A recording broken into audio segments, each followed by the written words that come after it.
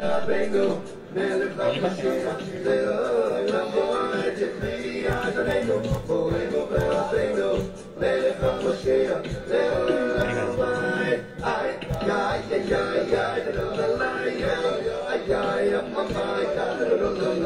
Yechi Adonenu, Morenu Rabbeinu, Melech HaMashiach, Le'olam Va'ed, Yechi Adonenu, Morenu Rabbeinu, Melech HaMashiach, Le'olam Va'ed, ay, ay, ay,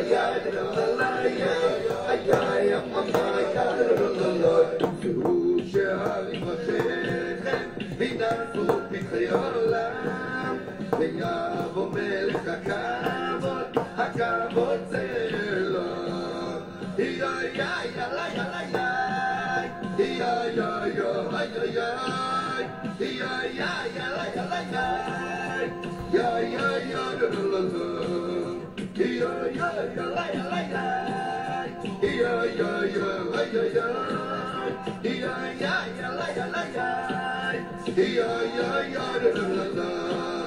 שהוא שהרים ראשיכם וידרסו פתחי עולם ויבוא מלך הכבוד, הכבוד זה לו.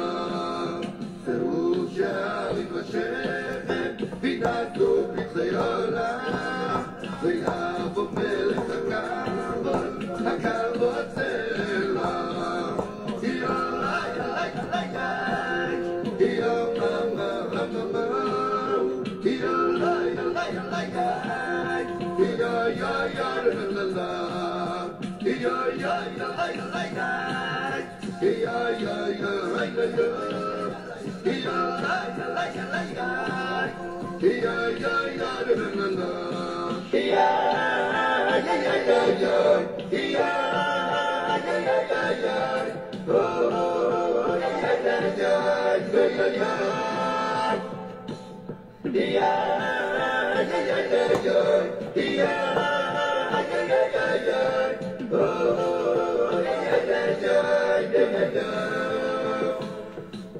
ישראל, ישראל בתת בשם, איזו מגינמו. ישראל, ישראל בתת בשם, איזו מגינמו. ישראל, ישראל בתת בשם, איזו מגינמו. ישראל, ישראל בתת בשם, איזו מגינמו. אנחנו מאמינים ואין לנו על מי להישען, אלא אבינו שבשמיים. אנחנו מאמינים ואין לנו על מי להישען, אלא אבינו שבשמיים. 1, 2, 3, ישראל, ישראל בתת בשם, איזו מגינמו. ישראל, ישראל בתת בשם, איזו מגינמו. ישראל, ישראל בתת בשם, איזו מגינמו. ישראל, ישראל בתת בשם, איזו מגינמו. אנחנו מאמינים ואין לנו על מי להישען, אלא אבינו שבשמיים. אנחנו מאמינים ואין לנו על מי להישען, אלא אבינו.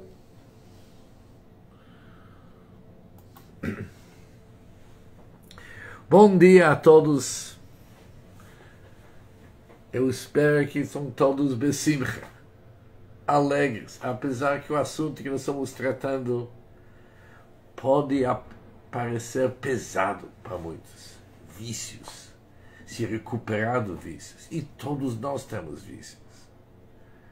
Mas é interessante que aqueles que estão semeando com lágrimas, quando chega a colheita, o resultado sempre é com alegria, assim diz o versículo. Vamos, durante essa semana, aprender sobre os 12 passos conhecidos do AA, Alcoólicos Anônimos. Passos que estão super ligados com nossa Torá, com nosso Sagrado Torá. E são soluções práticas como podemos sair e se livrar das nossas dificuldades.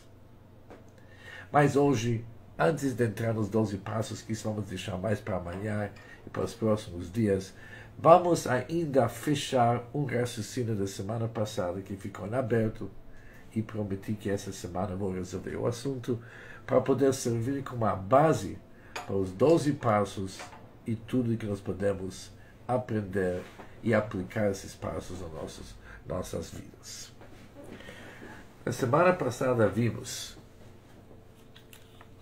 que o processo de recuperação permite ao viciado, proporciona ao viciado um plano, uma oportunidade de autotranscendência em vez de autodestruição. O vício é autodestruição. A recuperação e o plano que vamos estudar oferece para o viciado autotranscendência. É interessante que os efeitos imediatos, tanto da autotranscendência e da autodestruição, podem parecer bastante semelhantes. Ambos, a pessoa abre mão de seu ego. A diferença é que com autodestruição, a pessoa se destrói, não apenas seu ego, ele se destrói totalmente. E jamais que ele aborda a raiz da dificuldade. Alguém que está preocupado em apagar seu próprio ser, jamais que isso vai levar ele até um resultado de autotranscendência. É destruição mesmo. A única solução, vimos, realmente é a autotranscendência. O que significa?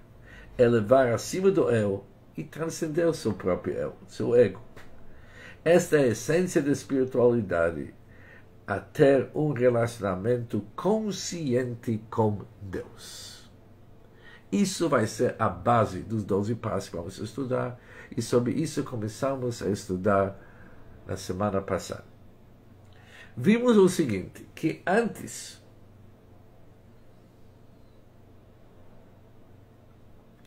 ou seja, tem uma história que como chegamos e como chegaremos a esse ponto.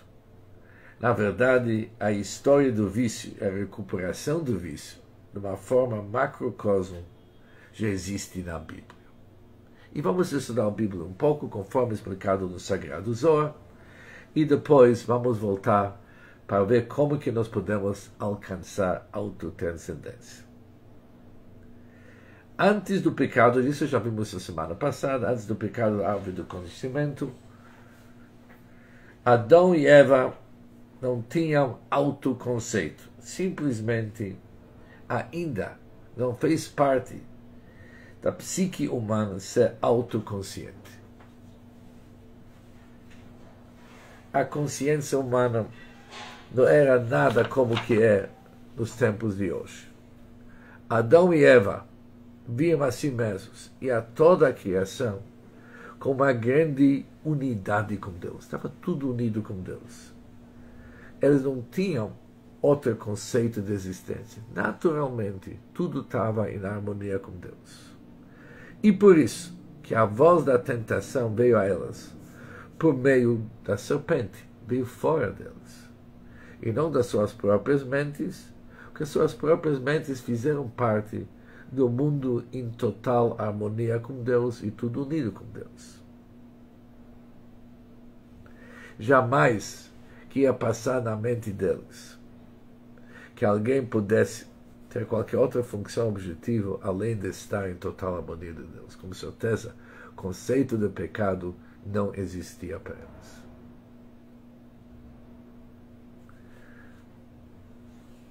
Ou seja, há um conceito que hoje é tão comum, pessoas que são com autoconsciência exagerada.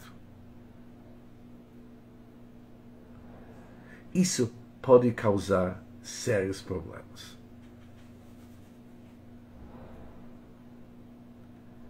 Eu quero, antes de falar sobre a vida da Sarah, que ela nos mostra, que nós já estudamos, altruísmo e abnegação do eu,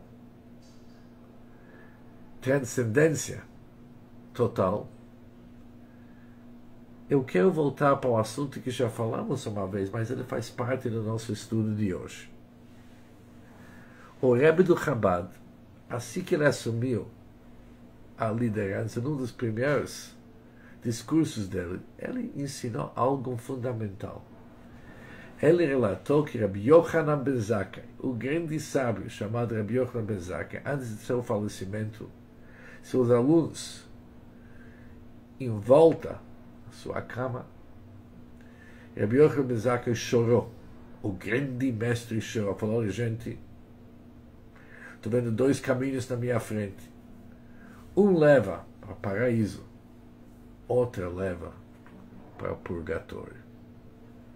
O que nós chamamos inferno. Quando se fala inferno, tem que falar em voz baixa.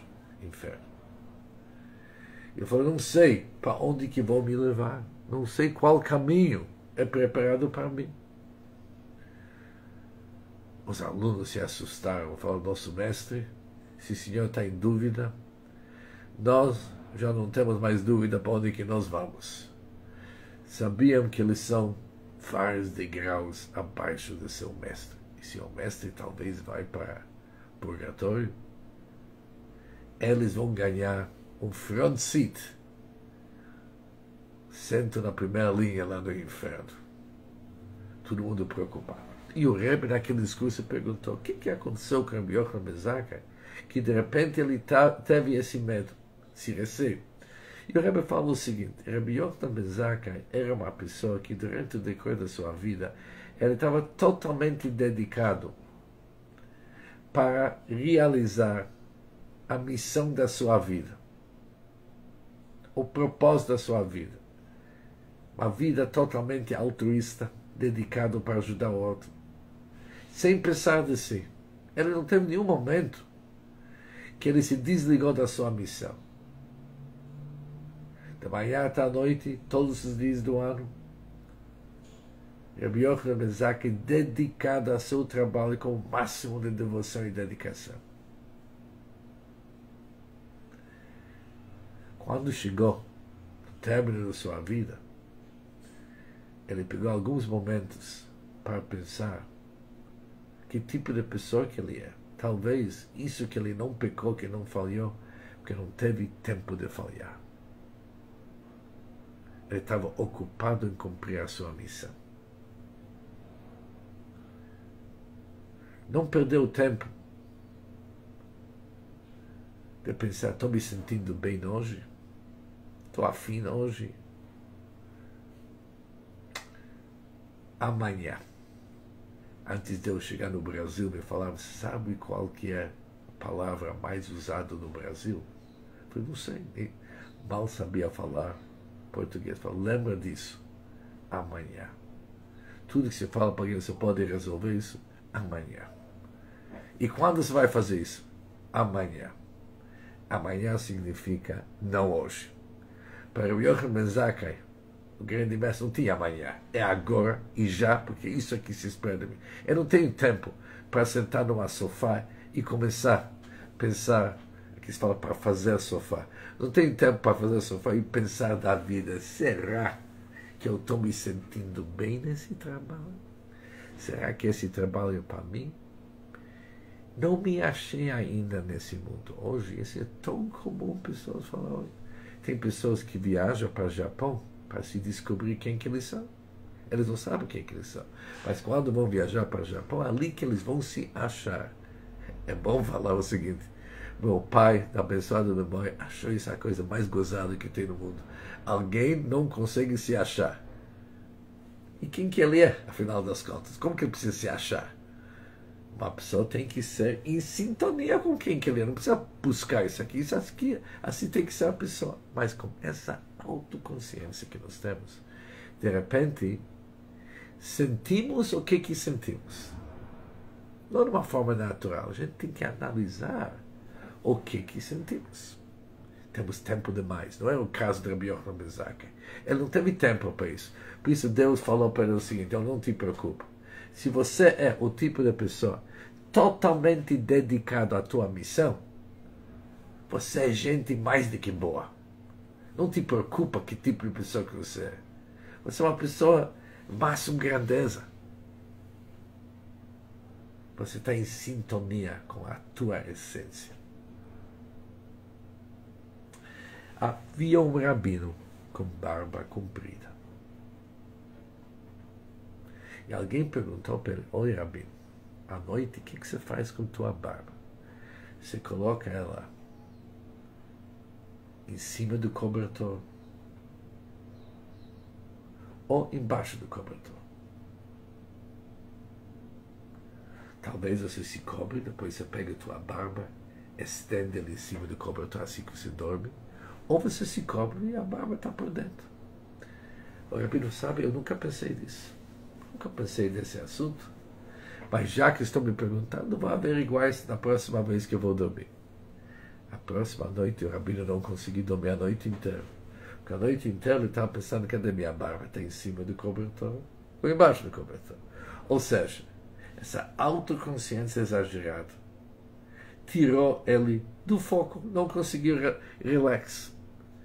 Muitas vezes nós dirigimos a nossa vida com uma autoconsciência exagerada, em vez de se dedicar àquilo que nossa alma está pedindo de nós, dedicada a Deus, em harmonia com Deus, sem perder tempo, o tempo inteiro falando: e como que eu sou? Isso é a primeira saída para se curar de qualquer vício. Sair dessa autodestruição que sempre está ligado com essa autoconsciência em exagero. E vamos agora pegar para aquilo que ficamos devendo na semana passada, a vida da Sara. Se nós vamos pegar a vida da Sara, nós vamos ver uma vida extraordinária. Sara era a personificação da humildade e do altruísmo. Se vamos pegar as histórias da vida dela, vamos ver o altruísmo da Sara, que era o motivo da sua vida. E não somente o motivo da sua vida, era muito mais. Era uma expressão da sua própria essência.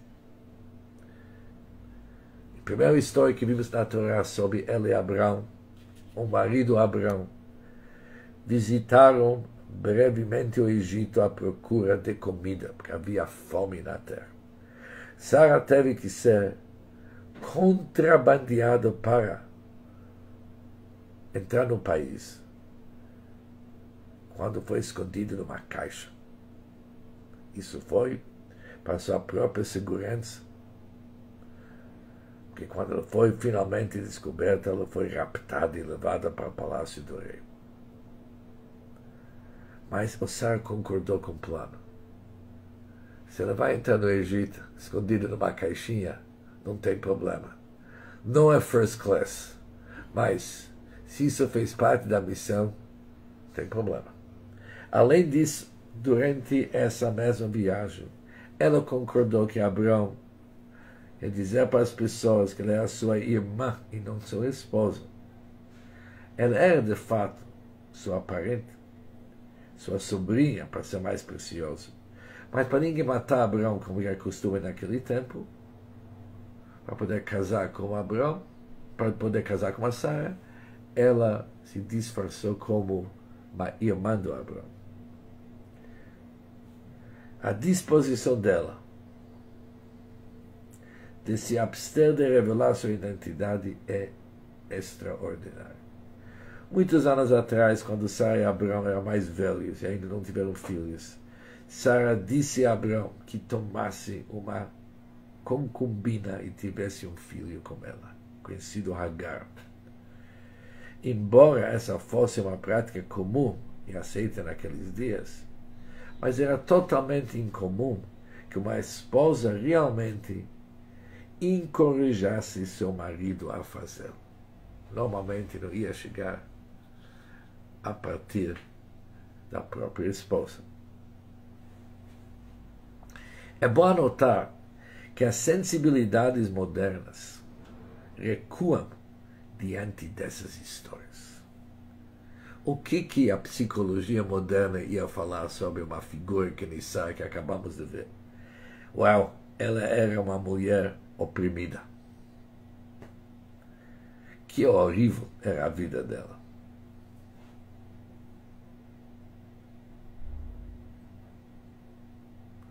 Mas a verdade era bem diferente.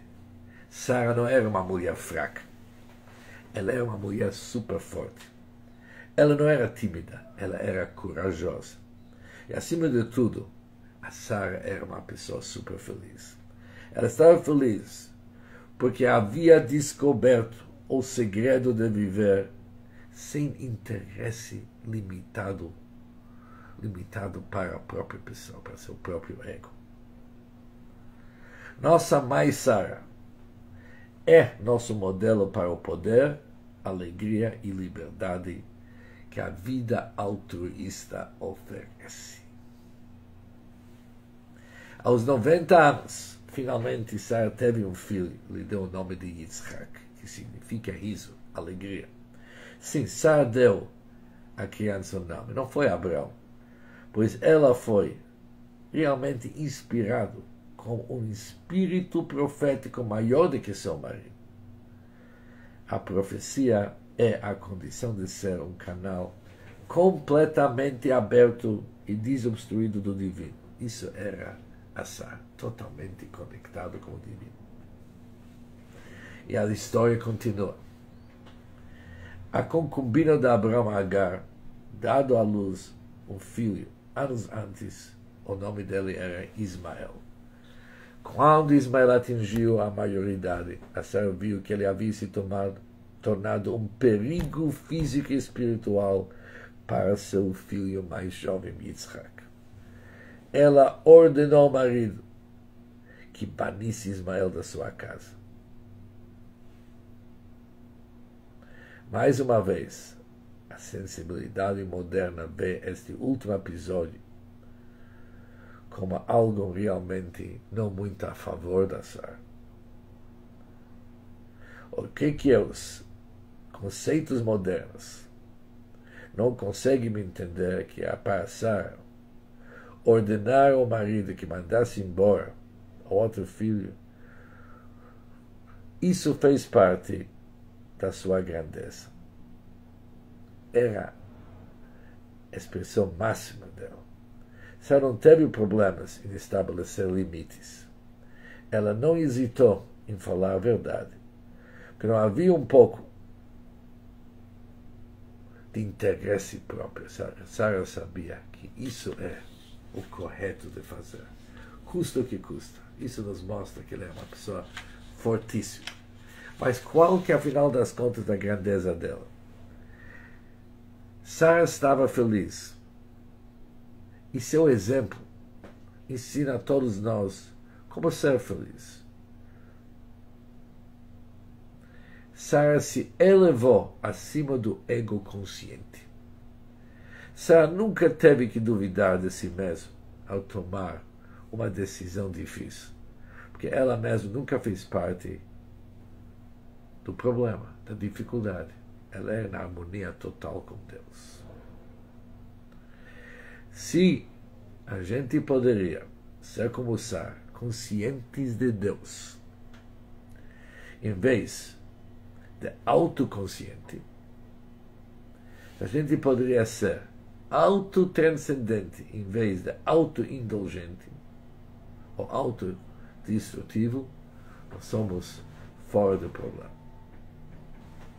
Somos realmente fora do problema. E para poder ganhar esse conceito de autotranscendência, conscientes de Deus,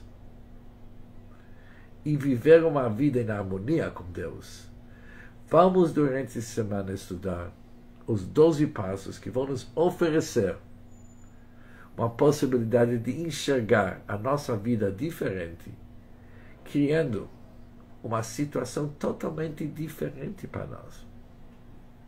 Algo que estava oculto dentro de nós desde o início e começa a nova realidade, vamos poder evitar totalmente e vencer todo qualquer vício, porque não se faz mais necessário. Nossa alegria e bem-estar vem de um outro lugar. E esse lugar se chama Deus.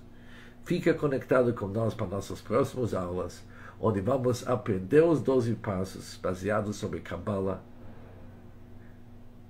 Hassidut, ensinamentos milenares que nós temos na nossa religião, e, em seguida, vamos atingir a verdadeira alegria. Vamos em frente, que Deus está com nós. Yes, we can, and we will. Nós vamos. Um bom dia para todos.